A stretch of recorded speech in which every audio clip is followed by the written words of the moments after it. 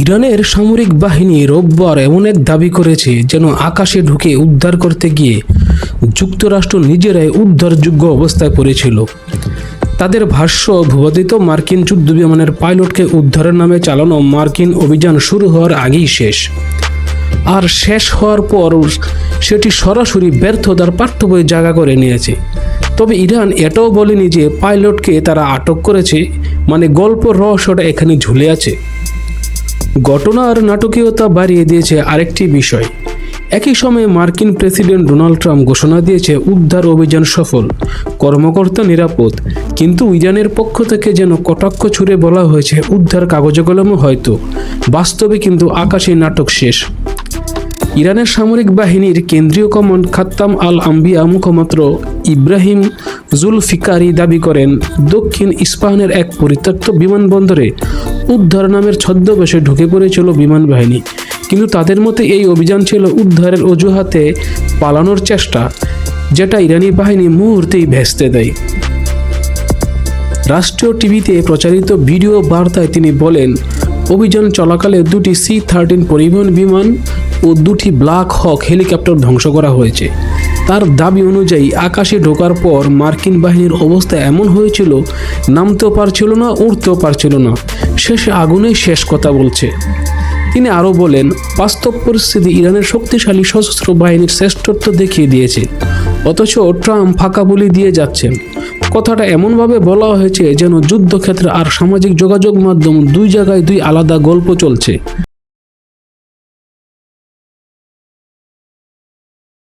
যুক্তরাষ্ট্র ও দখলদার ইসরায়েলের হামলায় ইরানের ভূগর্ভস্থ ক্ষেপণাস্ত্র বাংকার ধ্বংস, এমন ঘোষণা আসতেই মনে হয়েছিল গেম ওভার, কিন্তু বাস্তব চিত্র নাকি উল্টো।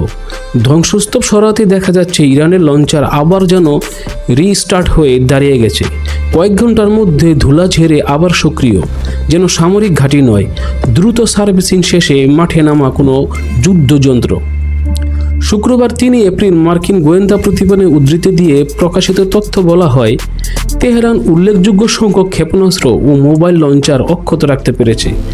ফলে প্রশ্ন উঠেছে, ওয়াশিংটনে ঘোষিত সম্পূর্ণ ধ্বংস কি আসলে ধোঁয়ার মতো হারিয়ে গেছে?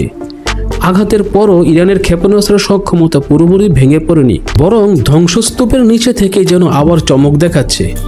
এর পেছনে রয়েছে আরেক কৌশল, ডিকয় বা ভুয়া লক্ষ্যবস্তু। ইরান এমনভাবে নকল লঞ্চার সাজিয়ে রেখেছে যে আকাশ থেকে দেখলে আসল নকল বোঝা কঠিন।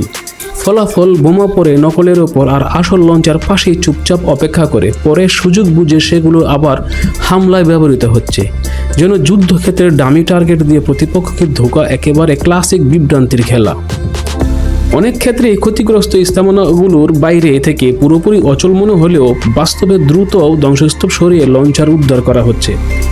মানে বাইরে আগুনের ধোঁয়া, ভেতরে প্রস্তুতি চলছে আবার আঘাতের। এই অবস্থায় যুক্তরাষ্ট্রের ঘোষিত লক্ষ্য ইরানের ব্যালিস্টিক সক্ষমতা সম্পূর্ণ ধ্বংস কতটা বাস্তব তা নিয়ে নতুন প্রশ্ন উঠেছে।